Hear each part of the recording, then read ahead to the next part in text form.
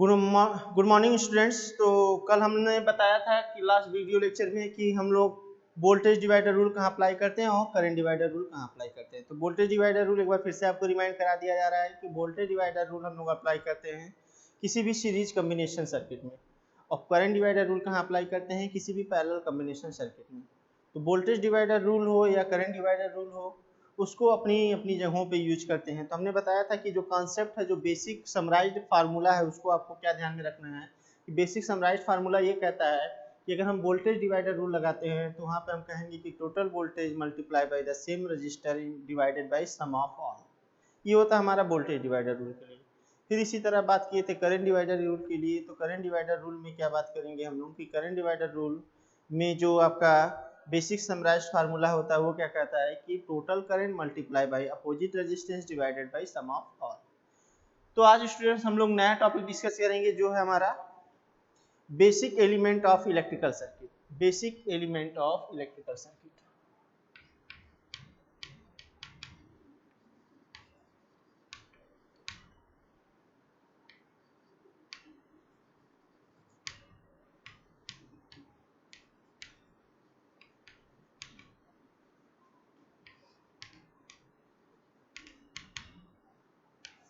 Basic elements of electrical circuit. तो हम बात कर रहे थे यहाँ पे basic elements of electrical circuit, यानी कि अगर हमारा कोई इलेक्ट्रिकल सर्किट बना हुआ है या तैयार हुआ है तो उनमें कौन कौन से बेसिक एलिमेंट्स हमको दिखेंगे। तो कौन कौन से बेसिक एलिमेंट दिखेंगे तो उसके बारे में आप लोगों ने थोड़ा सा इंटरमीडिएट में जानकारी ले रखी होगी, जिसको अगर हिंदी मीडियम से आप पढ़ के आए हैं तो उसको आप प्रतिरोध, संधारित्र और प्रेरकत्व के नाम से सुने होंगे। अगर आप इंग्लिश मीडियम से पढ़ के आए हैं तो उसको आप लोग रजिस्टर, इंडक्टर, कैपेसिटर और इंडक्टर के नाम से सुने होंगे। तो यहाँ पे इन सभी के बारे में बात करेंगे। तो पहला हमारा है जो है उसको रजिस्टर, जिसको हमने बताया हिंदी में आपने पढ़ रखा है क्या, किस नाम से, प्रतिरोध।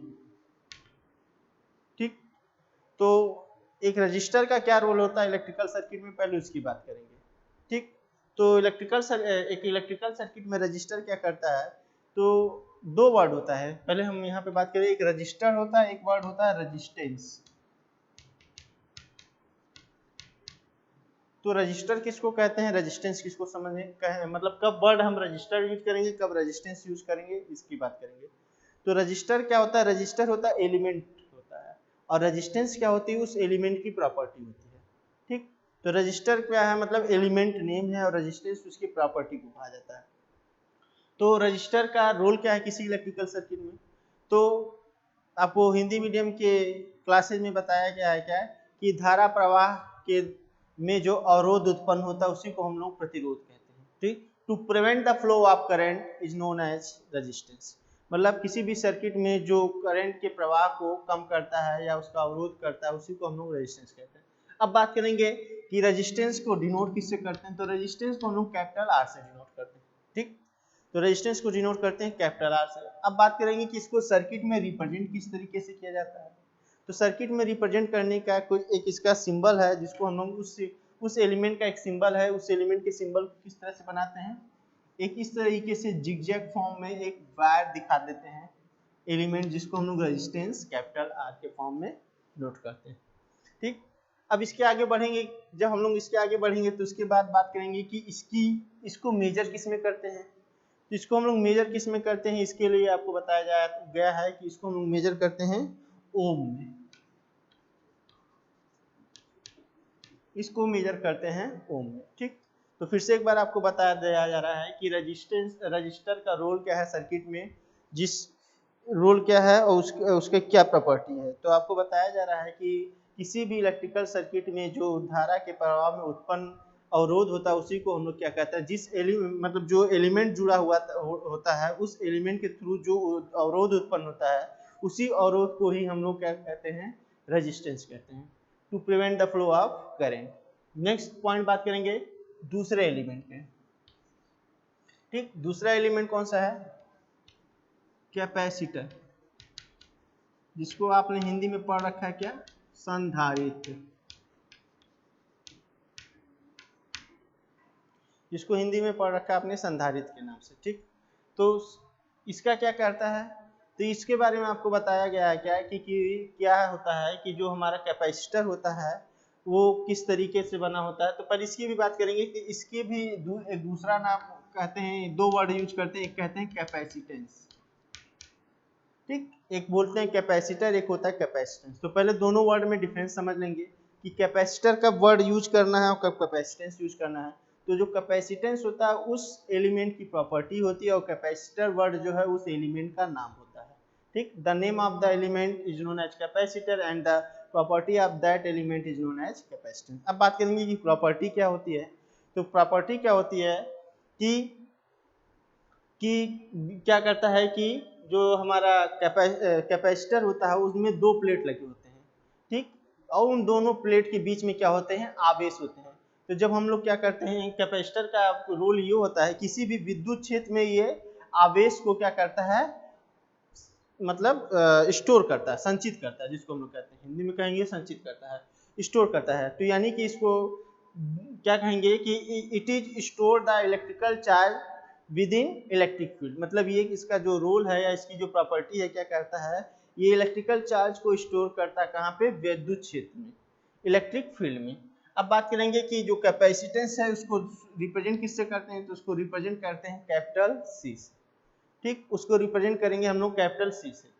अब बात करेंगे कि कैपिटल सी से रिप्रेजेंट करेंगे, अब इसके एलिमेंट के सिंबल को रिप्रेजेंट किस तरह से करते हैं। तो इसके एलिमेंट के सिंबल को हम लोग क्या करते हैं, दो पैरेलल प्लेट रिप्रेजेंट करते हैं, एक पैरेलल प्लेट पॉजिटिव से, एक पैरेलल प्लेट निगेटिव से। मतलब एक पॉजिटिव प्लेट कहलाएगा और एक ये निगेटिव। इन्हीं पॉजिटिव निगेटिव प्लेट के बीच में जो चार्ज स्टोर होता है उसी को क्या कहते हैं, कैपेसिटेंस सी कहा जाता है। अब बात करेंगे इसके यूनिट की। तो यूनिट इसका क्या होगा, तो इसका यूनिट होता है, क्या कहते हैं, इसके यूनिट को हम लोग फैरेड, FARAD, जिसको सिंपली हम लोग स्मॉल f के फॉर्म में या f के फॉर्म में लिखते हैं, ठीक, ये होता है फैरेड। अब बात करेंगे थर्ड एलिमेंट का।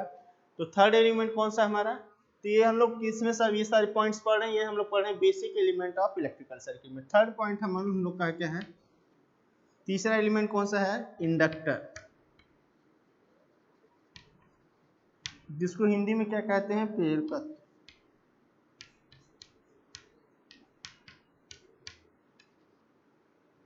और इसका जिसको दूसरे वर्ड में कहीं कहीं लिखा रहेगा इंडक्टेंस।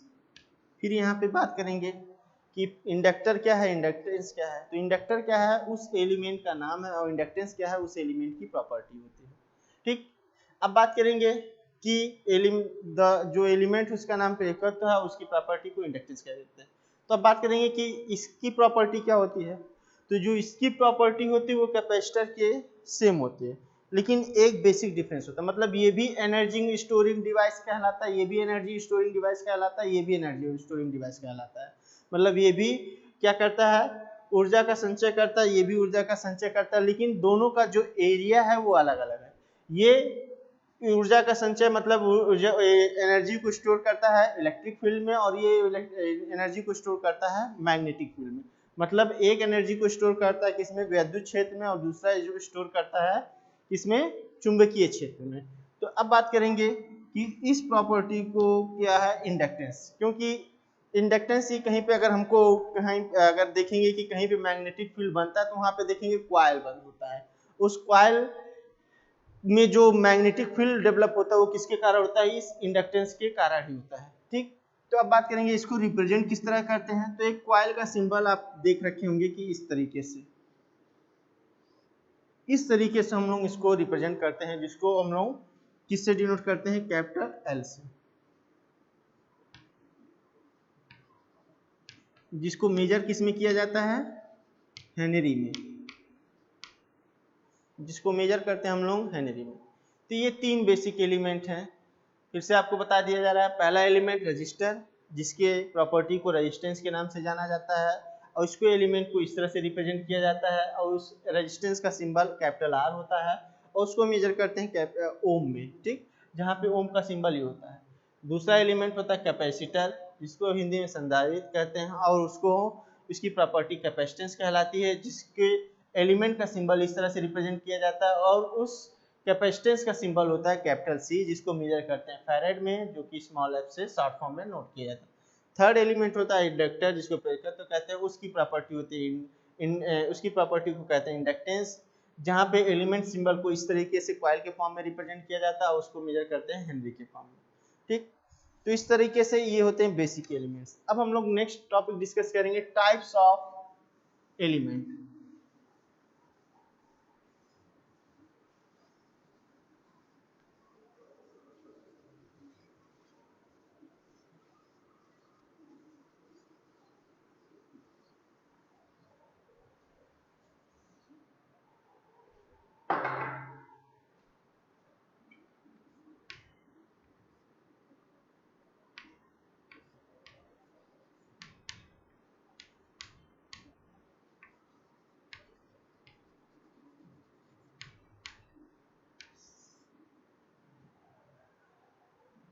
नेक्स्ट है आपका टाइप्स ऑफ एलिमेंट। तो यहाँ पे पहला हम लोग डिस्कस करेंगे linear and non linear elements. ठीक, तो पहला है हमारा linear and non linear elements. तो लीनियर एलिमेंट कौन से होते हैं और नॉन लीनियर एलिमेंट्स कौन से होते हैं ये कहेंगे। तो बात करेंगे कि लीनियर का मतलब हिंदी मीनिंग समझेंगे और नॉन लीनियर का हिंदी मीनिंग समझेंगे। तो लीनियर का मतलब होता है क्या, रेखीय, मतलब जो एक लाइन में हो, और नॉन लीनियर को क्या क्या कहा जाता है, आरेखीय, जो जो मतलब एक लाइन में ना हो, जो रेखीय ना हो, मतलब वो क्या हो, वक्र के फॉर्म में, किसी भी टाइप के वक्र कर्व के फॉर्म में हो, तो उसको कहते हैं नॉन लीनियर। अब बात करेंगे कि नॉन लीनियर का एलिमेंट का क्या डिफिनेशन है, नॉन लीनियर एलिमेंट का क्या डिफिनेशन है। तो यहाँ पे बताया गया कि the elements whose properties follow the Ohm's law, the elements whose properties follow the Ohm's law is known as linear element। मतलब एक ऐसा एलिमेंट जो ओम्स लॉ के जिसकी प्रॉपर्टी ओम्स लॉ को फॉलो करती है, उसी को हम लोग क्या कहते हैं, लीनियर एलिमेंट। अब बात करेंगे कि नॉन लीनियर एलिमेंट क्या होता है। तो नॉन लीनियर के एलिमेंट के लिए डिफाइन किया गया है कि element whose properties does not follow the Ohm's law is known as non-linear element।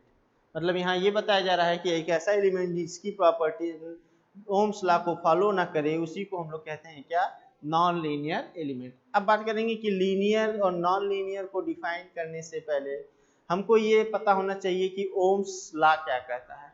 ठीक, तो ओम्स लॉ के बारे में आपको पिछले वीडियोज में डिस्कस किया गया है, लेकिन आज फिर से ये ऐसा टॉपिक आया है जहाँ पे ओम्स लॉ का जिक्र हो रहा है, तो आप लोगों को एक बार फिर से बता दिया जा रहा है कि ओम्स लॉ क्या होता है। ठीक, तो आपको पहले एक बार हिंदी में समझा दिया जा रहा है कि हिंदी में बताया गया है, यदि किसी चालक की अवस्थाएं स्थिर हों, ठीक, जैसे ताप, दाब, आयतन इत्यादि, तो उस चालक के थ्रू बहने वाली धारा, मतलब उस चालक के द्वारा बहने वाली धारा उस चालक के सिरों के बीच उत्पन्न विभवांतर के समानुपाती होता है। ठीक, इसी चीज को दूसरे वे में इंग्लिश में क्या कहा गया है, if the physical states are constant then the current flow through any conductor, ठीक, then the current flow through any conductor is directly proportional to the potential difference across its terminal। Clear है, एक बार आपको फिर से बता दिया जा रहा है, if the physical states are constant such as temperature, pressure, volume, etc., then the current flow through any conductor is directly proportional to the potential difference across its terminal। ठीक, ये कहता है कि मतलब यदि किसी चालक की अवस्थाएं स्थिर हो, मतलब कौन सी अवस्थाएं, फिजिकल स्टेट्स, मतलब भौतिक अवस्थाएं स्थिर, तो ऐसे केस में क्या बताया जाता है कि जो आई होता है वो डायरेक्टली बी होता है। ठीक, तो जो आई होता है वो डायरेक्टली क्या होता है, मतलब डायरेक्टली प्रोपोर्शनल होता है बी का। तो ये रिलेशन क्या बताता है, ये रिलेशन ये बताता है कि जब हम i की वैल्यू बढ़ेगी तो b भी उतना बढ़ेगा, जितनी तेजी से i बढ़ेगा उतनी तेजी से b बढ़ेगा, या जितनी तेजी से b बढ़ेगा उतनी तेजी से i भी बढ़ेगा। तो जब इस प्रॉपर्टी में हम लोग एक ग्राफ खींचेंगे, तो जब वो ग्राफ खींचेंगे तो वहां से एक हमको कैरेक्टरिस्टिक्स मिलेगा जिसको हम लोग कहते हैं क्या है, VI कैरेक्टरिस्टिक्स।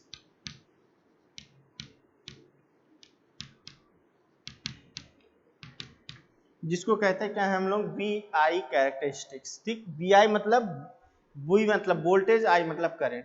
ठीक, मतलब विभव धारा का चरित्र, मतलब ये क्या कहते हैं इसको, कैरेक्टरिस्टिक्स कहते हैं। अब बात करेंगे क्या कि VI कैरेक्टरिस्टिक्स मतलब हमने अभी क्या बताया कि जब ओम्स लॉ को फॉलो करें तो ओम्स लॉ क्या होता है वो डिस्कस कर लिया हमने। ओम्स लॉ ये कह रहा है कि I डायरेक्टली प्रोपोर्शनल V, यानी कि I की वैल्यू जितनी बढ़ाएंगे V की वैल्यू उतनी बढ़ेगी। तो जब I की वैल्यू हम बढ़ाएंगे तो V की उतनी बढ़ेगी। तो वो कब से होगा, जब कर्व किस टाइप का होगा, इस तरीके से लीनियर होगा। ठीक, तो जब ये लीनियर होगा तभी आपका क्या होगा, ये कर्व मतलब तब ये जब लीनियर होगा तब ये शो करेगा, ये प्रॉपर्टी शो करेगा कि I directly proportional to V। ठीक, इसीलिए अब आपसे बताया गया डिफिनीशन में कि ऐसा एलिमेंट जिसकी प्रॉपर्टी ओम्स लॉ को फॉलो करता है, मतलब ऐसा एलिमेंट ओम्स लॉ को फॉलो करता है तो वो क्या कहलाएगा, लीनियर कहलाएगा। ठीक, यानी कि आपका एक एलिमेंट लीनियर है कि नहीं है इसका जांच कैसे करेंगे आप, या वो एलिमेंट लीनियर मतलब ओम्स लॉ को फॉलो कर रहा है या नहीं कर रहा है, इसकी जांच हम कैसे करेंगे, वो कैसे कर सकते हैं, वो हम लोग उसके बीच में VI कैरेक्टरिस्टिक्स ड्रा कर करके कर सकते हैं। ठीक, मतलब अगर हम एक कोई एलिमेंट है उसके क्रॉस समथिंग वोल्टेज दे रहे हैं, अगर उस वोल्टेज की वैल्यू बढ़ा रहे हैं तो उसके थ्रू फ्लो करने वाला करंट अगर उसी ही अनुपात में बढ़ रहा है जिस अनुपात में हमारा वोल्टेज बढ़ाया जा रहा है, तो यानी कि अगर ये ऐसा हमको दिख रहा है या ऐसा हो रहा है, यानी कि उस एलिमेंट के अंदर क्या है, आपका लीनियर प्रॉपर्टी है। लीनियर प्रॉपर्टी का मतलब हमने बताया कि सिंपली इस तरह से ग्राफ मिलेगा। ठीक, अब बात करेंगे नॉन लीनियर के केस में क्या होगा। तो नॉन लीनियर के केस में क्या होगा, उस केस में भी अब हमको ये चेक करना है कि जो एलिमेंट हम लोग यूज कर रहे हैं,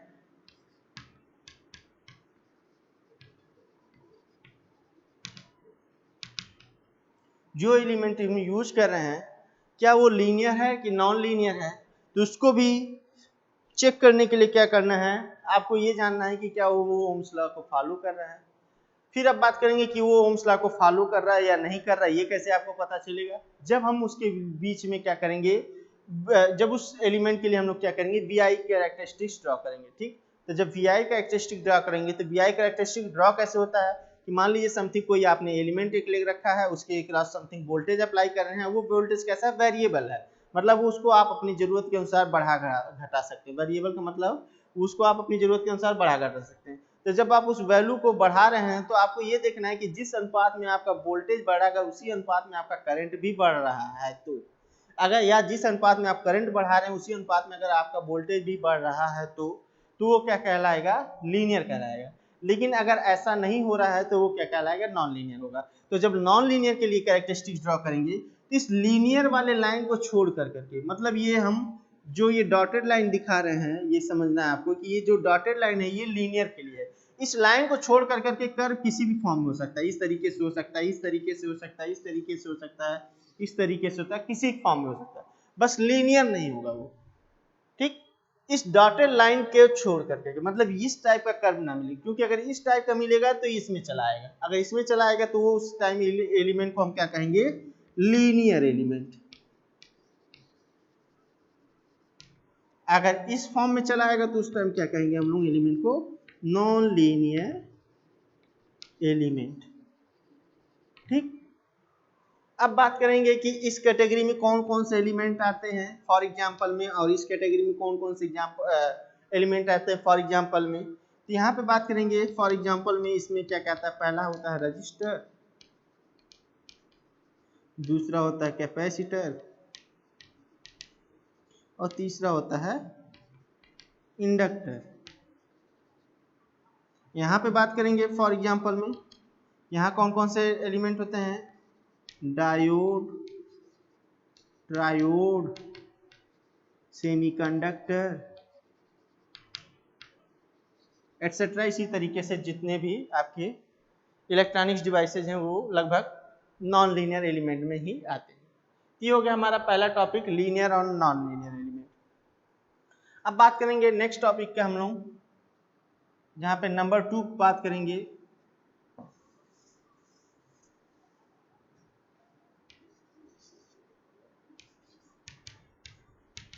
एक्टिव एंड पैसिव एलिमेंट।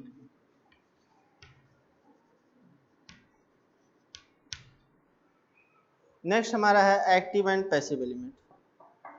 अब एक्टिव एलिमेंट किनको कहेंगे, पैसिव एलिमेंट किसको कहेंगे? तो एक्टिव वर्ड ही आपको क्लियर करना है। एक्टिव की हिंदी मीनिंग क्या होती है? एक्टिव मतलब सक्रिय, ठीक। तो मतलब, और पैसिव मतलब जो मतलब जस्ट उसका अपोजिट एक्टिव का। अब बात करेंगे क्या कि एक्टिव मतलब होता है सक्रिय, मतलब आपका सर्किट में जो इलेक्ट्रिकल सर्किट को एक्टिव कर दे। एक्टिव मतलब उसको सक्रिय कर दे, मतलब एक्टिव करने का मतलब या सेंस क्या निकालेंगे हम लोग कि उसमें जो भी इक्विपमेंट लगे हैं वो काम करना चालू कर दें, ठीक। जैसे आपके घर में फैन लगा हुआ है, वो तो अभी लगा हुआ है, लेकिन वो एक्टिव कब होगा? या बल्ब लगा हुआ है या ट्यूबलाइट लगा हुआ, वो तो एक्टिव कब होगा? जब उसको सप्लाई एनर्जी मिलेगा। तो जब उसको एनर्जी मिलेगा तभी वो एक्टिव है, नहीं तो वो क्या है, एक मतलब क्या है, एक सामान की तरह वो पड़ा हुआ है, मतलब उसका कोई यूज नहीं है। तो उसको एक्टिव करने के लिए आपको क्या करना है? एनर्जी देना है। तो यानी कि आपको यहाँ पे ये समझना है कि एक्टिव एलिमेंट क्या होता है, कि एक्टिव एलिमेंट्स वो एलिमेंट्स होते हैं जो इलेक्ट्रिकल सर्किट को क्या करते हैं? एनर्जी प्रोवाइड करते हैं। तो यहाँ पे क्या समझाया जा रहा है कि एक्टिव एलिमेंट क्या होते हैं? ये एक्टिव एलिमेंट ऐसे एलिमेंट होते हैं जो इलेक्ट्रिकल सर्किट को क्या करते हैं? एनर्जी प्रोवाइड करते हैं। तो यहाँ पे सिंपली आपको इस तरीके से डिफाइन करना N element whose provide the electrical energy to the electrical circuit is known as active element। क्या कहना है आपको कि an element whose provide electrical energy to the electrical circuit is known as active element, ठीक। अब बात करेंगे कि फॉर एग्जांपल इसमें क्या कह सकते हैं हम लोग। तो अगर थोड़ा दिमाग लगाएंगे, ध्यान देंगे, तो अगर हम एक छोटे लेवल पे बात करें, तो छोटे लेवल पे अगर हमको किसी छोटे इक्विपमेंट में हमको सप्लाई देना, तो बहुत छोटे लेवल पे क्या यूज करते हैं हम लोग? सेल यूज करते हैं, ठीक। अगर हम घड़ी की बात करें कि घड़ी की जो सुइयां मतलब राउंड करती हैं या घूमती हैं, वो किस बेस पे घूमती हैं? जब उसमें एनर्जी प्रोवाइड करते हैं। तो उसमें हम उस छोटे लेवल में एनर्जी किस फॉर्म में प्रोवाइड करते हैं? उसमें हम सेल के फॉर्म में प्रोवाइड करते हैं। थोड़ा बड़े में चले कि अगर हमको थोड़ा मतलब एक छोटे लेवल पे फैन ट्यूबलाइट चलाना है, तो वहाँ पे क्या यूज करते हैं हम लोग? वहाँ पे हम लोग यूज करते हैं क्या? बैटरी यूज करते हैं। फिर थोड़ा उससे बड़े लेवल पे चलें तो उसके बाद हम लोग क्या यूज करते हैं? जनरेटर यूज करते हैं, ठीक। तो इस तरीके से ये जो डिवाइसेज हैं जो इलेक्ट्रिकल सर्किट को क्या करते हैं? इलेक्ट्रिकल एनर्जी प्रोवाइड करते हैं। इन्हीं डिवाइसेज को हम लोग क्या कहते हैं? Active element. तो क्लियर है? तो आपको एक्टिव एलिमेंट बता दिया गया, फिर से एक बार समझा दिया जा रहा है कि ऐसे एलिमेंट जो इलेक्ट्रिकल सर्किट को इलेक्ट्रिकल एनर्जी प्रोवाइड करते हैं उन्हीं को हम लोग एक्टिव एलिमेंट कहते हैं। नेक्स्ट पॉइंट हमारा पैसिव एलिमेंट। अब बात करेंगे पैसिव एलिमेंट क्या होता है। तो पैसिव एलिमेंट क्या होता है कि अगर एक का काम एनर्जी देना है तो दूसरे का क्या करना है? उस एनर्जी को कंज्यूम करना है, उस एनर्जी का लॉस करना है, उस एनर्जी को डिसिपेट्स करना, ठीक। तो डिसिपेट्स का मतलब क्या? क्षय करना। तो अगर हम कहीं से, कहने का मतलब अगर हम कहीं इनपुट दे रहे हैं तो कहीं तो आउटपुट आएगा। तो आउटपुट कौन दे रहा है? जो आपके घर में फैन लगा, ट्यूबलाइट लगा हुआ है। यानी कि जब वो रन करने लग रहा है तो क्या हो रहा है? जब वो रन करने लग रहा है तो यानी कि वो उस एनर्जी को जो एनर्जी आपने बैटरी या सेल के थ्रू या जनरेटर के थ्रू दिया, उस एनर्जी को वो क्या कर रहा है? यूज कर रहा है, कंज्यूम कर रहा है, या उसका लॉस कर रहा है, ठीक। किस फॉर्म में लॉस कर रहा है? वो आपको एनर्जी प्रोवाइड करके, मतलब आपको भी एनर्जी प्रोवाइड करने के, एनर्जी मतलब अगर फैन यूज कर रहे हैं तो आपको किस फॉर्म में एनर्जी दे रहा है? विंड के फॉर्म में। अगर बल्ब यूज कर रहे हैं तो आपको किस फॉर्म में? लाइट के फॉर्म में एनर्जी दे रहा है। तो मतलब वो भी क्या करता है? एक एनर्जी को दूसरे एनर्जी में कन्वर्ट कर करके क्या कर रहा है? एनर्जी प्रोवाइड कर रहा है। लेकिन जो पीछे उसको इनपुट में आपको एक्टिव एलिमेंट के थ्रू जो एनर्जी मिला उसका लॉस कर रहा है, ठीक। तो अब बात करेंगे कि आपके पैसिव एलिमेंट क्या होते हैं। ऐसे एलिमेंट्स जो एनर्जी का लॉस करे, डिसिपेट्स करे या कंज्यूम करे, इसी एलिमेंट को हम लोग क्या कहते हैं? Passive element. तो अब बात करेंगे कि इसको डिफाइन किस तरह से करेंगे। An elements whose dissipates loss are consumed and elements whose dissipates loss are consumed electrical energy in electrical circuit, that element is known as passive element। Clear है? फिर से आपको एक बार बता दिया जा रहा है, and elements whose dissipates loss are consumed electrical energy in electrical circuit is known as passive element। अब बात करेंगे कि किन किन एलिमेंट्स को हम लोग पैसिव एलिमेंट करेंगे, इंडिविजुअल बात कर रहे हैं। कि जैसा कि आपको बताया गया कि एक्टिव एलिमेंट्स किसको कहते हैं? एक्टिव एलिमेंट्स हम लोग कहते हैं सेल, बैटरी, जनरेटर एक्सेट्रा, ये सारी चीजें हैं। अब बात करेंगे पैसिव एलिमेंट कौन कौन से होते हैं। तो अभी हमने आपको आज का जो मतलब स्टार्टिंग लेक्चर है, आज उसी टॉपिक से स्टार्ट किया गया है कि हमारा अगर कोई एक इलेक्ट्रिकल सर्किट बना है तो उसमें तीन ही बेसिक एलिमेंट पाए जाएंगे। तीन बेसिक इलेक्ट्रिकल एलिमेंट कौन कौन से हैं? कौन कौन से आपको बताया गया? पहला रजिस्टर बताएगा, दूसरा कैपेसिटर बताएगा, तीसरा इंडक्टर बताएगा। ठीक, तो इस तरीके से हमारे तीन बेसिक एलिमेंट हैं, रजिस्टर, इंडक्टर और कैपेसिटर। हाँ, तो इस तरीके से हम लोग डिस्कस कर रहे थे कि पैसिव एलिमेंट्स में क्या क्या आते हैं। तो पैसिव एलिमेंट में बात हो गया रजिस्टर, कैपेसिटर, इंडक्टर, या रजिस्टर, इंडक्टर, कैपेसिटर। तो ये हो गए हमारे एक्टिव पैसिव एलिमेंट। अब आएंगे थर्ड में। थर्ड क्या है हमारा? Unilateral and bilateral.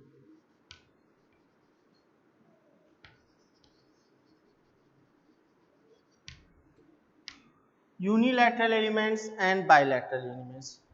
तो आपको यूनि का मतलब भी क्लियर है और बाई का मतलब भी क्लियर है। यूनि का मतलब सिंगल डायरेक्शनल और बाई मतलब डुअल डायरेक्शनल। मतलब ऐसे यूनि एलिमेंट उन एलिमेंट्स को कहते हैं, या समझेंगे पहले क्या बात किया जा रहा है। यूनिलैटरल, यूनि मतलब हम बताया सिंगल डायरेक्शन, वन डायरेक्शनल, और बाई मतलब both directional, two way, single way, two way कह लेंगे हम।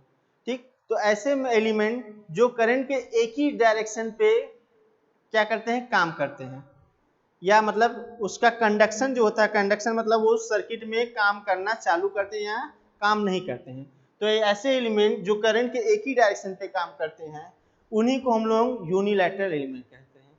नेक्स्ट हमारा, तो यूनिलैटरल को इस तरीके से डिफाइन किया गया, या दूसरे वे में कह सकते हैं कि ऐसे एलिमेंट जिनकी प्रॉपर्टी करंट के जिनकी प्रॉपर्टी क्या है? करंट के डायरेक्शन के हिसाब से चेंज हो जाए। मतलब करंट के डायरेक्शन के हिसाब से चेंज होने का क्या मतलब है कि अगर कोई एक एलिमेंट, मान लीजिए समथिंग कोई एलिमेंट है ए से बी पॉइंट के बीच में जुड़ा हुआ है। एक केस में क्या कर रहे हैं आप? करंट का फ्लो ए से बी रख रहे हैं। तो उस केस में अगर वो एलिमेंट मतलब क्या हो रहा है? मतलब उस सर्किट में काम कर रहा है।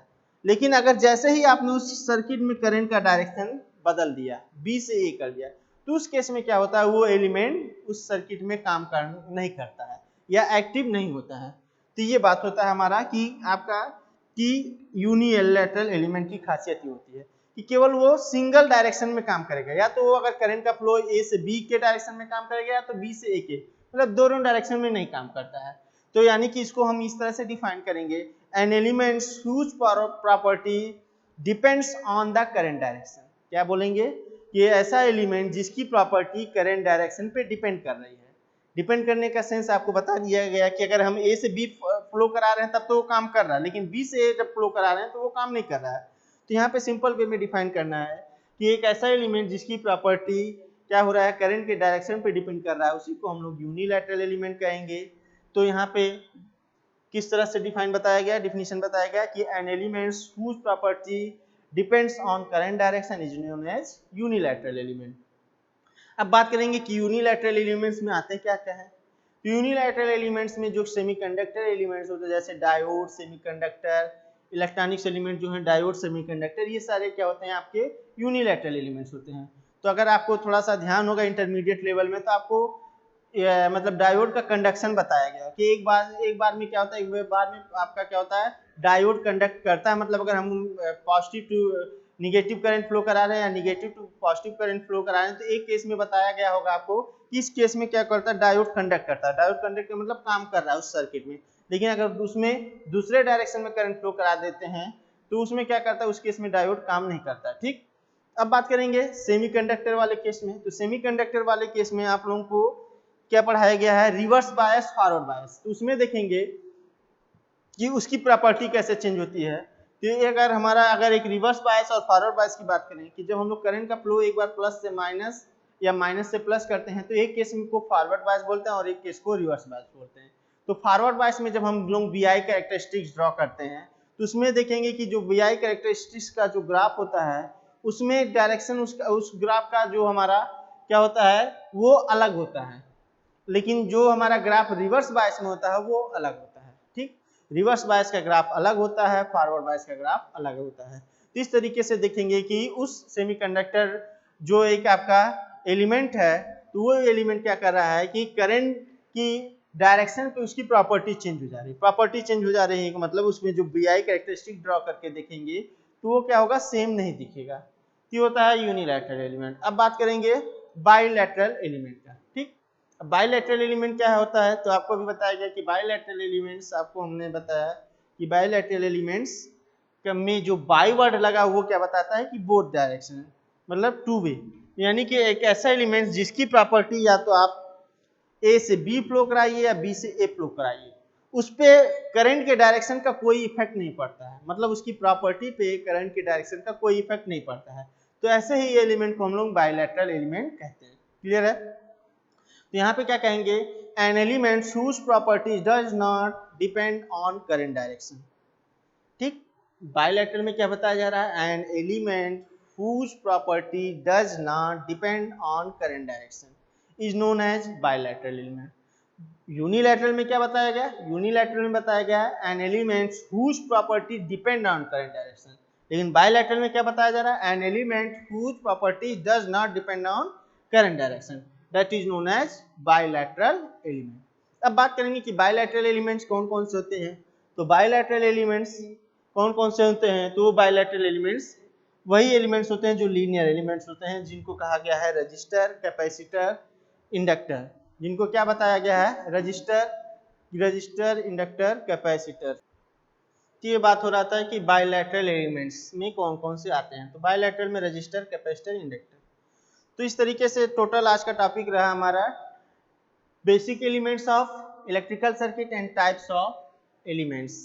ठीक, तो basic elements of electrical circuit में आपको आज बता दिया गया रजिस्टर, इंडक्टर, कैपेसिटर, और टाइप्स ऑफ एलिमेंट का एक बार फिर से डिस्कशन कर लेते हैं, फिर से आपको समझा दिया जाता है। तो ये पहला टाइप्स ऑफ एलिमेंट हमारा लीनियर और नॉन लीनियर एलिमेंट। तो लीनियर एलिमेंट्स को बताया गया क्या है, and elements whose property follow the Ohm's law is known as linear elements. For example उसमें आते हैं हमारे रजिस्टर, कैपेसिटर, इंडक्टर। फिर नॉन लीनियर एलिमेंट्स में बताया गया कि an elements whose property does not follow the Ohm's law, उसको कहते हैं हम लोग नॉन लीनियर एलिमेंट्स। उसमें आता है क्या, डायोड, ट्रायोड, सेमीकंडक्टर, एटसेट्रा।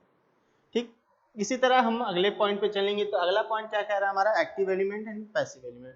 तो एक्टिव एलिमेंट किसको कहते हैं, तो एक्टिव एलिमेंट्स बताया गया कि an elements whose provide the electrical energy to the electrical circuit is known as active element.